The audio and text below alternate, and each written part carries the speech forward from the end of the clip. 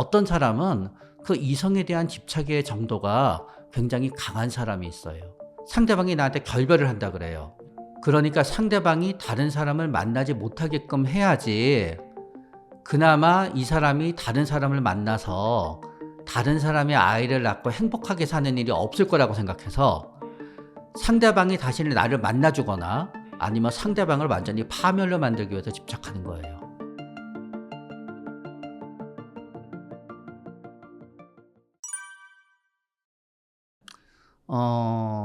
이게 어떤 인간관계냐에 따라 다르게 되는데요. 오히려 하나씩 유형을 말하면은 사회적 불편감이 있어서 사람을 새로 만나고 사귀는 게 굉장히 힘든 사람이 인간관계에 집착일 수 있어요. 그 사람이 없어지면 끝이거든요. 그러니까 예를 들어서 부부나 남자친구나 여자친구 사귀거나 이제 부부가 있게 되잖아요. 내가 굉장히 사람에 대한 낯선 그런 게 없어요. 그러면 나는 이 사람이랑 헤어지면 딴 사람 만나면 되지요. 근데 나는 굉장히 수줍고 그렇기 때문에요. 예를 들어 연인 관계인데 누구를 또 만나서 또 스킨십을 하고 또 깊은 관계가 되고 또 겁도 많아요. 생각하면 암담한 거예요. 새 사람을 사귄다는 게. 그러니까 어쩌다가 사귀게 되는 이 사람이 없어지게 되면은 나는 다른 이성관계를 맺기가 힘들게 되지요. 네? 그런데 그 사람이 굉장히 차분하고 얌전하잖아요. 그럼 그냥 마냥 기다려요. 그래서 6년을 사귀었어 그러면은 오래 사귀고 대단한 사람인 것 같잖아요. 6년 중에 보통 2년 헤어졌다 1년 사귀다 2년 헤어졌다 1년 사귀다 하는 경우가 있어요. 둘 중에 한쪽이 다른 이성을 못 사귀어요. 그러니까 항상 쟤는 딴 여자 딴 남자 만나다가 돌아오잖아요. 그럼 이 사람은 가만히 그 자리에 또 만나줘요. 그렇게 오래 가는 거예요. 그렇기 때문에 내가 이 사람이랑 헤어지게 되면은 이제 다른 사람 못 만나게 된다는 경우. 그래서 제가 굉장히 낯선 사람에 대한 불편감이 있긴 하지만 내가 소극적인 경우엔 기다리잖아요. 내가 낯선 사람에 대한 불편감이 굉장히 강한데 적극적이고 상대방이 굉장히 귀한 존재라는 생각이 들잖아요. 그때는 딴 사람을 못 만날 수가 없지요. 이 사람이랑 헤어지면 끝이지요. 그러니까 엄청 집착하게 되지요. 그런데 일하기보다는 맞는데 또 다른 유형은 뭔가 복수심 유형이에요. 인간관계에 집착하는 게 아니라 누가 나를 무시하면 참지 못하는 거예요. 끝까지 쫓아다니면서 복수해야 돼요. 그러니까 우리는 복수심의 반대에는 관용이 있어요. 그런데 어떤 사람들은 관용이 굉장히 약하고 복수심이 무지 강해요.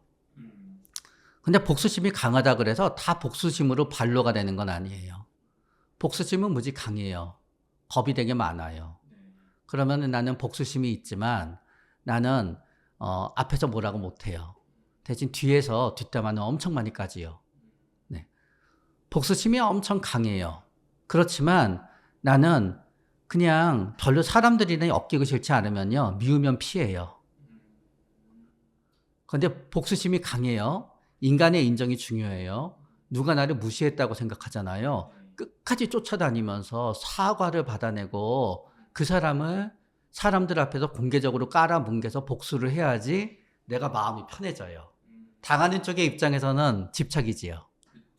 네, 그러니까 인간관계 집착이라 그러지만 다른 사람들을 못 사귀니까 한 사람한테 매달리는 것과 복수심으로 뭉개야 되는 거는 집착처럼 보이지만 완전 유형이 다르지요. 네? 그러면서 또 인간관계 집착 중에서 이성한테만 집착하는 사람들이 있어요. 진화심리학적으로 이렇게 표현해요. 뭐냐 하면은 지금은 우리가 누구를 만나다 헤어지면 또 다른 사람 만나면 돼요. 전 그게 꼭 나쁘다고 생각하지 않아요. 전 채팅해서 누구 만나는 것도 꼭 나쁘다고도 생각하진 않아요. 그러나 다만 채팅해서 누군가를 만났을 때 두 사람의 목적과 그게 달랐는데 강요를 받으면은 어느 누구한테 엄청 상처가 되기 때문에 저는 조심해야 된다고 생각해요. 왜냐하면 나는 채팅해서 그냥 얘기하고 뭔가 나이스하게 할 생각을 했는데 상대방은 성적인 의도를 갖고 나를 만나고 그럼 굉장히 불쾌해지지요. 응? 그런 경우에는 채팅이 해악이지만 그냥 채팅해서 외로움을 달래는 거 저는 나쁘다고 생각하지 않아요. 그래서 지금은 내가 실제로 이런 분들 많아요. 남자친구, 여자친구랑 잘 안 되잖아요. 그때마다 열심히 채팅해요. 누군가랑. 외로움을 달래요. 그런데 나중에 들키면 큰일 나요. 너 나랑 사이가 멀어진 사이 이따위 짓을 했던 거야 하고 큰일 나요. 근데 우리가 이제 불과 200년 전에 살았다고 가정하는 거예요. 200년 전에 우리나라에서는 보통 50명에서 40명 단위의 마을에서 살았어요. 50명, 40명 마을에서 나랑 결혼이 가능한 사람은 보통 2명에서 4명 정도예요. 저 나이대도 다 다르고. 네. 그렇고 내가 옆마을이나 그 옆마을의 사람이랑 결혼한다 그래도요. 나는 한 사람이랑 놓치게 되면은요. 그 다음에 보통 나는 평생 결혼을 못하고 살 확률이 높아요. 그러니 얼마나 집착을 해야 돼요. 그쵸. 그런데 대부분은 이게 합리적이고 그게 희석이 되면서 우리는 그 집착의 정도가 현대 사회에서는 이성에 대한 집착의 정도가 희석되어 왔어요. 그러나 어떤 사람은 그 이성에 대한 집착의 정도가 굉장히 강한 사람이 있어요. 그 강한 사람이 상대방의 외모가 됐던, 상대방의 지위가 됐던, 나랑 상대방의 나이 차이가 됐던, 나는 다시는 이런 사람을 내 평생에 만나지 못할 거란 사람을 사귀게 돼요. 그리고 상대방이 나한테 결별을 한다 그래요. 그러면은 이론적으로는 나는 다른 사람을 만나면 되지만 우리가 2, 300년 전에 그 당시에 뇌로 돌아가 버리는 거예요. 그러니까 상대방이 다른 사람을 만나지 못하게끔 해야지 그나마 이 사람이 다른 사람을 만나서 다른 사람의 아이를 낳고 행복하게 사는 일이 없을 거라고 생각해서 상대방이 다시는 나를 만나주거나 아니면 상대방을 완전히 파멸로 만들기 위해서 집착하는 거예요. 그래서 유형이 달라요. 네. 인간관계 세상에는 절대적으로 좋은 인간관계와 나쁜 인간관계라는 게 없어요. 그래서 저는 항상 4가지 원칙을 말씀드려요. 첫 번째 원칙은 뭐냐? 내가 편해야 돼요. 근데 세상의 모든 사람은 내가 편한 거를 원하지 내가 불편한 걸 원하는 거를 누가 생각해? 라고 하는데 그게 그렇지 않아요. 어떤 애가 되게 나는 반장이 되고 싶어요. 네. 반장이 됐어요. 그러니까 얘는 이 얘기하고 쟤는 저 얘기하고 머리가 미치겠어요. 난 반장이 너무 힘들어요. 근데 계속 반장은 하고 싶어요. 맞아. 진짜 그런 사람들 많아요. 두 번째, 가능해야 돼요. 나 반장하면 되게 잘할 것 같아요. 네. 근데 애들이 날 반장으로 안 뽑아줘요. 그러면 괴롭죠. 그렇죠. 네, 그래서 두 번째, 나한테 가능해야 돼요. 세 번째, 그로 인해서 나한테 치명적인 피해가 닥치면 안 돼요. 예를 들어서 우리는 갑자기 자녀가 학교에 안 가면은 등교를 거부한다 그래요.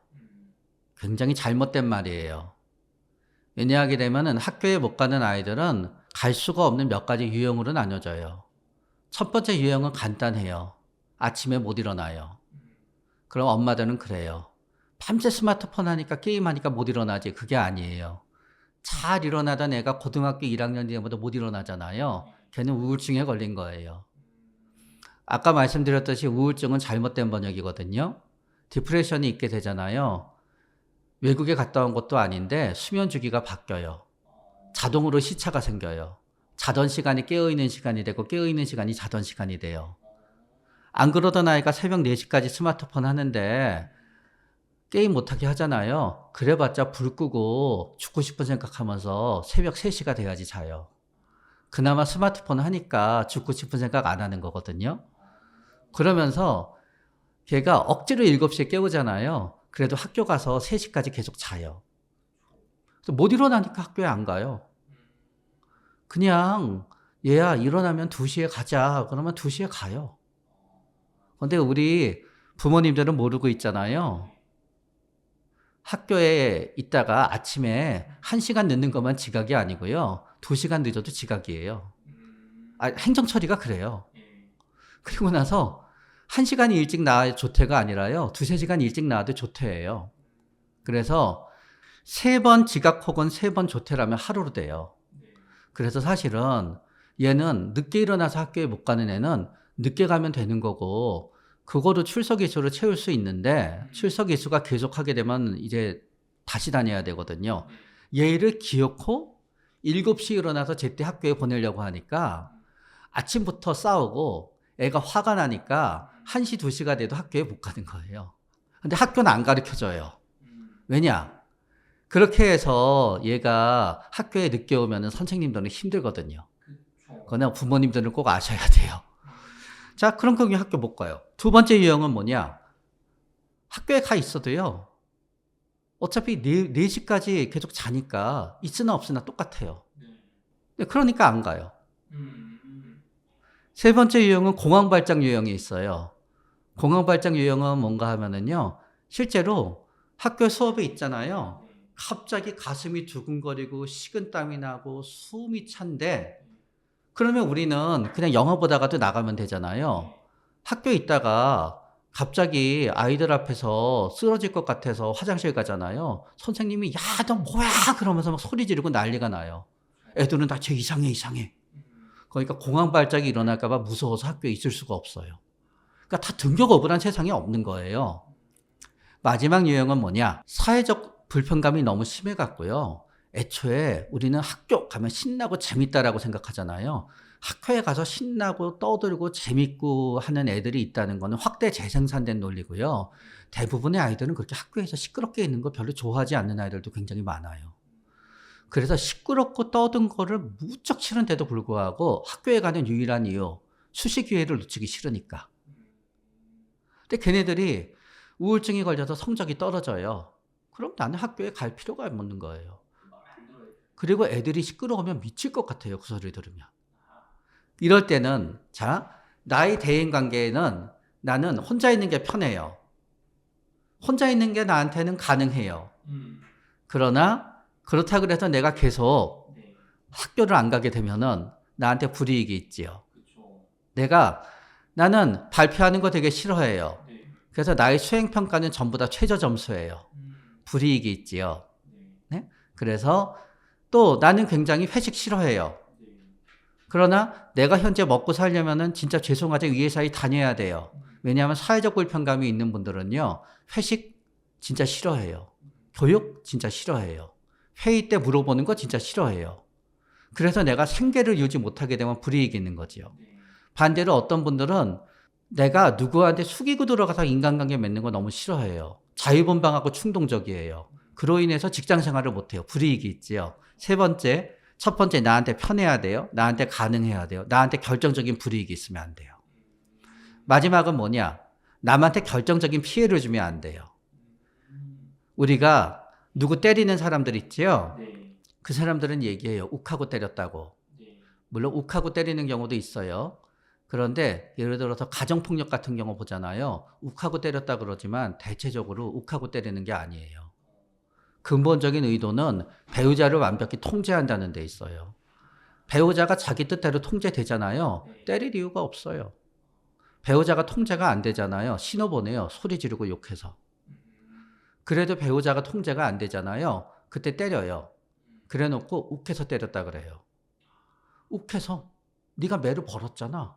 네가 나를 때리게 만들었잖아. 그 인간들이 많이 쓰는 말이에요. 그러나 세상에 욱해서 때리는 건 없어요. 그 사람의 폭력은요. 그 사람의 대인관계 유형의 하나의 행동이에요. 그 사람의 대인관계의 방침은 그 사람? 난 남을 잘 통제해요. 남을 컨트롤하고 제 뜻대로만 하고 싶어해요. 나 윽박지르고 소리 질러서 남 명령시키는 거 잘해요. 직장에서도 남 부려먹는 거 하나만으로 갖고 이사까지 승진하는 사람들 많아요. 밑에 사람들은 죽어나지요.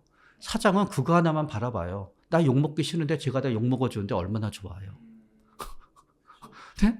그래서 나 그거를 이득 보고 있어요. 나 하고 싶은 대로 하면 돼요. 그러나 그게 심해서 누구를 죽음으로 몰고 가요. 안 되죠. 그래서 결국은 인간관계는 그런 거예요. 내가 편하고 나한테 가능하고 나한테 결정적인 불이익을 주지 않고 남한테 결정적인 해를 주지 않으면 다 좋은 인간관계예요. 그래서 대표적인 예가 뭔가 하면요. 우리는 노벨상 수상자 하게 되면요. 과학만 매달리는 분들인 것 같지요. 대부분의 노벨상 수상자들은 보통 100억에서 1000억대의 연구 자금을 돌려요. 그래서 그 사람들이 노벨상을 타는 상당 부분은 그 연구 자금을 돌리는 데 대한 영향력에서 나와요. 대단한 업적은 40대에 이뤄요. 네. 30, 40대. 30, 40대에 엄청난 업적을 이루는 사람들은 많아요. 그러나 그 사람이 잊히지 않고 70대까지 계속 그 사람의 명성을 재생산해야지 70의 노벨상을 받는 거예요. 그래서 진정한 과학의 고수들은 의외로 노벨상을 받지 못해요. 삶을 선택하거든요.